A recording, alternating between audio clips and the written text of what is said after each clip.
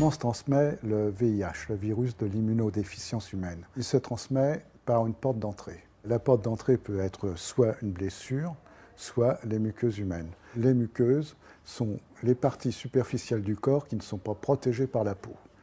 La peau étant une protection, une barrière efficace contre le virus. Les muqueuses sont donc l'intérieur de la bouche, l'orifice vaginal, l'orifice anal et le gland.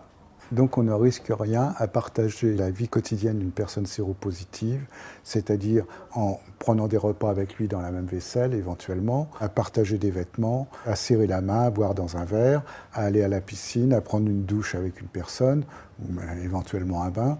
On ne risque rien dans les actes quotidiens qui consistent à partager une vie.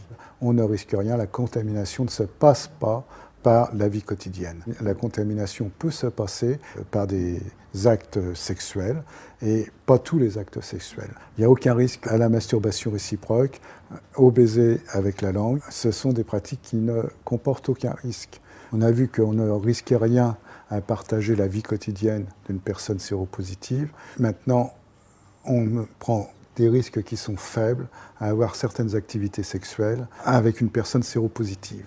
Ces risques faibles sont de faire une fellation sans préservatif, de faire un cunnilingus, d'échanger des objets sexuels tels que godemichet sans préservatif, c'est aussi un risque faible. Par contre, les risques sexuels élevés sont la pénétration sans préservatif, que ce soit la pénétration vaginale ou la pénétration anale. Ce sont des risques sexuels majeurs et qui sont très contaminants et pour lesquels il faut se protéger.